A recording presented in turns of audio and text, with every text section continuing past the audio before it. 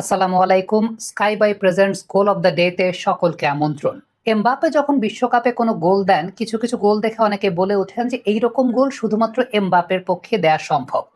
কিন্তু এইরকম গোল দেয়া সম্ভব সেটা আমাদের প্রজন্ম আমরা জেনেছি রোনাল্ডো নাজারিওর কাছ থেকে। বর্তমান প্রজন্ম আসলে খুবই দুর্ভাগা, তারা ব্রাজিলের খেলা দেখে নেই। যোগবনিত কাকে বলে, কত প্রকার কি কি, প্রত্যেক প্রকারের সংজ্ঞা সহ উদাহরণ এই ট্রায়ো, যে ট্রায়োর ছবিটা এই মুহূর্তে আপনাদেরকে আমি দেখাচ্ছি, রোনালদো, রিভালদো, রোনালদিনিও। আমি এই দলটাকে ওন করি, this is my team actually. কারণ এদেরকে দেখি ফুটবল খেলাটা আমি আসলে বুঝতে শিখেছি, বা ফুটবল বলতে আমার কাছে আসলে এই তিনজন ছিলেন, এবং ডেফিনেটলি এই তিনজনের যে ট্রায়োটা এটাই সর্বকালের সেরা ট্রায়ো। হ্যাঁ, এই বিশ্বকাপে ফ্রান্সের যে ট্রায়োটা আছে সেটা আমাকে তাদের ঝলক মনে করিয়ে দিচ্ছে। আমি কম্পেয়ার করছি না, তারা বিশ্বকাপ জিতেছেন, তারা বিশ্বকাপ জিতেছেন, দুই জেনারেশনের পার্থক্য, বাট এখনকার ফ্রান্সের ট্রায়োটা আমাদেরকে তাদের কথা মনে করিয়ে দিচ্ছেন। মানে আমি নস্টালজিক হয়ে যাচ্ছি। সত্যি একটা কথা বলি, সেটা হচ্ছে আমরা যে জেনারেশনে ব্রাজিলের ফুটবলটা দেখেছি এখনকার জেনারেশন কিছুই দেখে নাই। ইভেন জাস্ট একটা সিম্পল কথা বলি, ওই সময় ডেনিলসন নামে একজন প্লেয়ার ছিলেন, তিনি যা করতেন, আমি রোনাল্ডোর পর্যায়ে পরে আসছি, ডেনিলসন যা করতেন পর্দায় এই মুহূর্তে ভিডিওটা আপনি দেখতে পাচ্ছেন, ইন্ডিভিজুয়াল স্কিল যা দেখাতেন, প্রতিপক্ষকে ফ্রাস্ট্রেটেড করে ফেলতেন। আমার মনে আছে 2002 বিশ্বকাপে হাসান সাস তাকে শেষ পর্যন্ত ফ্রাস্ট্রেটেড হয়ে তুরস্কের লাথি মেরে মনে হয় তাকে ফাউল করে দিয়ে তারপর মাঠ থেকে বেরিয়ে গেলেন, কারণ এত ফ্রাস্ট্রেটেড করতেন। এই স্কিল আমি আসলে দেখি না এখন ব্রাজিলের কারো মধ্যে। আরেকটা বিষয় বলি, সেটা হচ্ছে ফুল ব্যাকের প্রসঙ্গ। কার্লোস কাফুর কথা বাদ দেন, কার্লোস কাফুর কথা আমি বাদ দিলাম, আমাদের ওই সময়টাতে সাবে সিসিনহো নামতেন। আমি সিসিনহোর লেভেলের ফুল ব্যাকও এখন ব্রাজিল দেখি না, আসলেই দেখি না। মাইকন ডেফিনেটলি একটা পর্যায়ে ছিলেন, মাইকনের খেলাটাও আমাদের কাছে ভালো লাগতো। আর ফরওয়ার্ডের কথা যদি বলি, যেটা হচ্ছে রোনাল্ডো নাজারিও কি করতে পারতেন, আমি একটু ভিডিও প্লে করি, আপনারা দেখেন, যেহেতু কপিরাইট ক্লেমের ঝামেলা নাই, ভিডিও প্লে করে একটু দেখেন। মানে ড্রিবলিং এর জায়গাটা, আপনি তো এখন এমবাপ্পের ড্রিবলিং দেখে আপনি অথবা বলবেন যে এরকম ড্রিবলিং, এরকম স্পিড, এরকম গতি। আমি রোনাল্ডোকে প্রথম যখন দেখি তখন রোনাল্ডো ইন্টার মিলানে গেলেন। মানে ওই লেভেলের স্কিল, ওইটা ওইটা কোনো মানুষ করতে পারে না আসলে। ওইটা আমি এখন পর্যন্ত এইরকম one versus one dribbler penalty এরিয়ার ভেতরে ঢুকে যাওয়া আমি দেখি না ভাই। আমি সেই আমলের মানে রোনাল্ডোর খেলা দেখা মানুষ। আমার পরবর্তী সময় লুইস ফ্যাবিয়ানোর মতো স্ট্রাইকাররা দেখতে হয়েছে, ফ্রেডের মতো স্ট্রাইকাররা দেখতে হয়েছে। ভিনি জুনিয়র আসার পরে এই ওয়ার্ল্ড কাপে একটু রিলিফ পাইছি ভাই, আল্লাহর রহমতে। মানে ভিনি জুনিয়র আসার পরে ঠিক আছে, দেখে আমার কাছে মনে হয়েছে ওকে, কিছুটা মানে আমার আমার জেনারেশনের ফ্লেভার আমি কিছুটা পাইছি। কিন্তু মানে রোনাল্ডো ওই ফুটবল দেখা মানুষ আমি যখন পরে লুইস ফ্যাবিয়ানোকে দেখছি, ফ্রেডরে দেখছি, পরে ওই হাল্ককে দেখছি, আমার কাছে ভাই মানে সত্যি কথা বলি যে আপনারা ব্রাজিলের খেলা আসলে দেখেন নাই এই প্রজন্ম। রোনাল্ডোর ওই যে পেনাল্টি এরিয়ার ভেতরে রোনাল্ডো কি করতে পারতেন, তারও আগে তারও বাইরে থেকে, মানে আমি যদি চিন্তা করি যে অপোনেন্টের হাফ থেকে বল ওয়ান ভার্সেস ওয়ানে নিয়ে যাওয়া, ওই স্পিড, ওই ফিজিক্যালিটির ব্যবহার, লং রেঞ্জের শুটিং এর কথাও যদি বলেন সেটাও, আপনি ভিডিওগুলো দেখলেন, আমার মনে হয় যে না ব্যাখ্যা করার কোনো কিছু নেই। আমি রোনাল্ডো নাজারিওকে ব্যাখ্যা করতে পারবো না। রোনাল্ডো নাজারিও যদি ইনজুরিতে না পড়তেন তিনি কি করতেন সেটা আসলে আমি জানি না, সেটা বলার অপেক্ষা রাখে না। রিভাল্ডোর কথা যদি বলি, রিভাল্ডো, আপনি এখন ওসমান দেমবেলেকে যেমন দেখেন যে দুই পায়ের রিসিভ করতে পারেন খুব ভালো, দুই পায়ের সমান পারদর্শী, রিভাল্ডোর একটা অন্যতম বড় বৈশিষ্ট্য ছিল রিভাল্ডো বল রিসিভ করতে পারতেন খুব ভালো। আমি যখন রিভাল্ডোকে প্রথম থেকে, রিভাল্ডো তখন বার্সেলোনায় খেলেন, দুই পায়ে রিসিভ খুব ভালো করতে পারতেন। কিছু জিনিস আছে, হালকা একটা চিপ করে অপোনেন্টের সামনে দিয়ে নিয়ে যাওয়া, বা ওই যে ভলির বলগুলোকে খুব সুন্দর। রিভাল্ডো খুব ভালো বাইসাইকেল কিক করতে পারতেন, রিভাল্ডোর খুব ভালো বাইসাইকেল কিকের একটা জায়গা ছিল। That was another thing. আমি এই বিশ্বকাপে আর্জেন্টিনা টিমের আমরা দেখেছিলাম আলমাদা একটা ডামি দিয়েছিলেন, সেই ডামি থেকে মেসি গোল দিয়েছিলেন। সেম একটা ডামি রিভালদো দিয়েছিলেন না 2002 বিশ্বকাপের ফাইনালে, রোনাল্ডো নাজারিও গোল দিয়েছিলেন।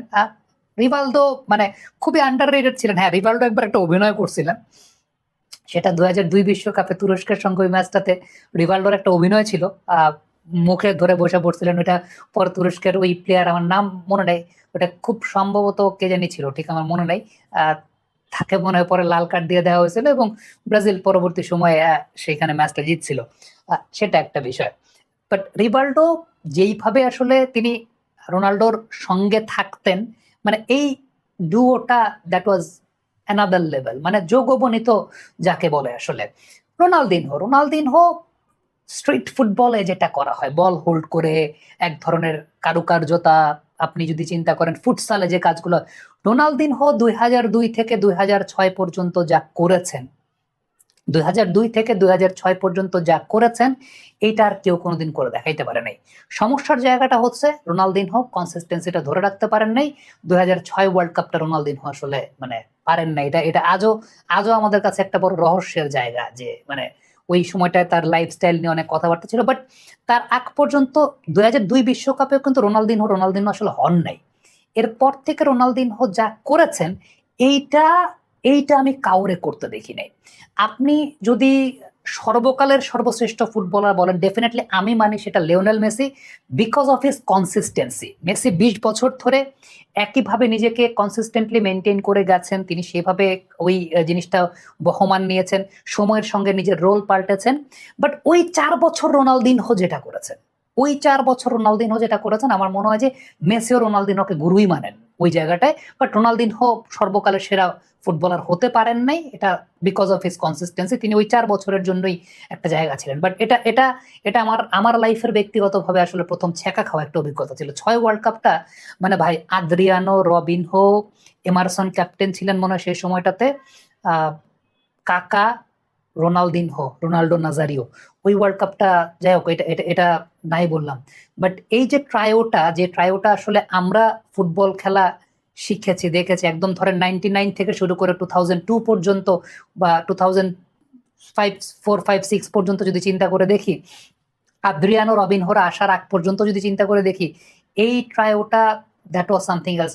তখন মানে আমার আব্বাদের জেনারেশনে রোমারিও খুব ফেমাস ছিলেন, ক্যারিয়ারের শেষ বেলায় ছিলেন। রোমারিওকে স্কালোনি সে সময় নেন নাই দলে, এটা নিয়ে অনেক কথাবার্তা হচ্ছিল।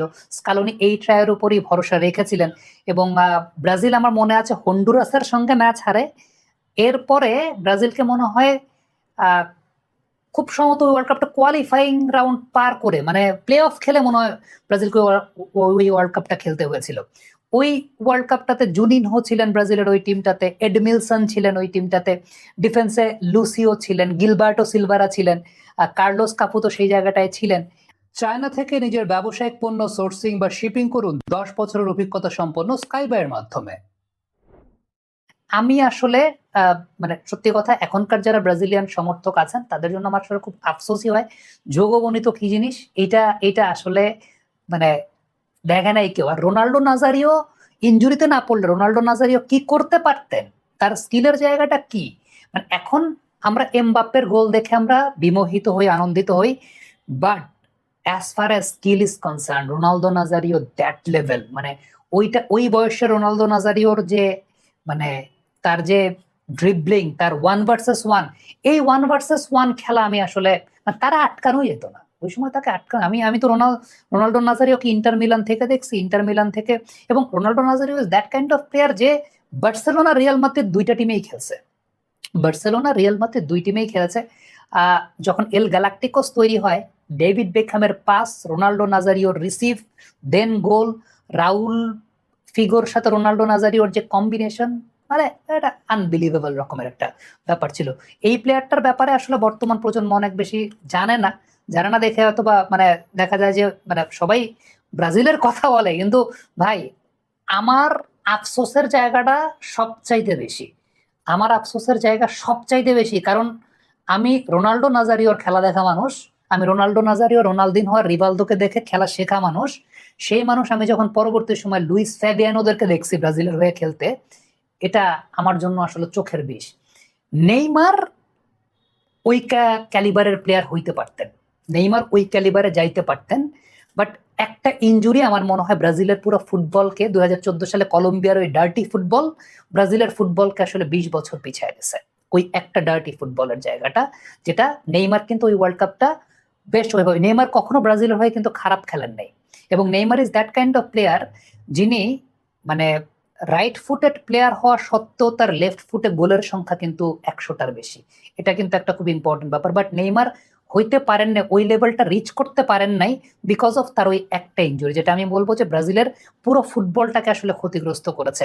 বাট অ্যাপার্ট ফ্রম দ্যাট আমি বলবো যে ব্রাজিলের যে ওভারঅল যে কোয়ালিটি ছিল, ওই ওভারঅল কোয়ালিটি আমি গত 15 বছরে মানে মিট করতে দেখিনি। হ্যাঁ, নেইমার, ভিনি জুনিয়র এই বছরটা চোখের শান্তি ছিল আসলে দেখার জন্য আমাদের, যে ওকে দের ইজ সামওয়ান।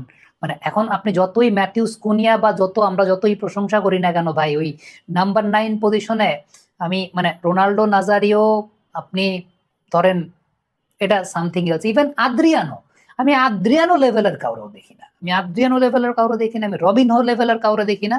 মানে এটা এটা আমার জন্য মানে ইটস ভেরি ডিফিকাল্ট টু মানে কনজিউম। এবং ভিনি জুনিয়র, আমি আবারও বললাম যে ভিনি জুনিয়র এই বিশ্বকাপে একটা শান্তি ছিলেন, যে ঠিক আছে মানে কারোর একজনটা দেখতে পারছে যে ঠিক আছে ওই সময়কার যোগবনিত দেখা যাচ্ছে বা যোগবনিত দেখা যায়। আদারওয়াইজ আপনি যাই বলেন না কেন, আপনি ম্যাথিউস কুনিয়া বলেন বা যাই বলেন, হ্যাঁ এখনকার ফুটবলের আন্দাজে হয়তো বা অনেকের অনেক ফেভারিট, অনেকের কাছে অনেক ভালো লাগার জায়গা, বাট আমরা যে ব্রাজিল দেখছি ভাই, ওই জায়গাটায় আমার কাছে মানে মনে হয় না, মানে ওইটা ওইটা একটা ডিফারেন্ট ইয়ার জায়গা। এখন অ্যাজ অ্যান অ্যানালিস্ট বিশ্লেষক যখন হই, তখন কিন্তু আসলে কোনো পক্ষপাতমূলক কোনো কথা, আমাকে অনেকে ভাবেন আমি মনে হয় আর্জেন্টিনার সাপোর্টার। মানে আমরা যে সময়টায় বেড়ে উঠেছি, সত্যি কথা বলতে ওই সময়টাতে বাতিস্তুতা, হার্নান ক্রেসপো, তারা ছাড়া আর্জেন্টিনার ওরকম চার্মটা আসলে ছিল না ওই সময়টা। সো আমাদেরকে অ্যাট্রাক্ট করার মতো ক্যারেক্টার ওইরকম ছিল না, বাতিস্তুতা ছিল। বাট আমাদের একটা বিষয় ছিল, উই ইউজ টু রেসপেক্ট। আমরা এটা স্বীকার করতাম যে বাতিস্তুতা ইজ এ গুড প্লেয়ার, আমরা স্বীকার করতাম Hernan Crespo is a good player, আমরা স্বীকার করতাম Ortega is a good player. এখন আমি জানি না যে কেন এই ধরনের একটা মানে এত বেশি মাত্রা, এটা এখন আর মজা পর্যায়ে নাই, এটা এখন এমন একটা পর্যায়ে চলে গেছে, পার্সোনাল লেভেলে চলে গেছে। আমার মনে হয় যে আপনি ব্যক্তিগত সম্পর্কটাকেও ক্ষুণ্ণ করছেন সেই জায়গাটায়।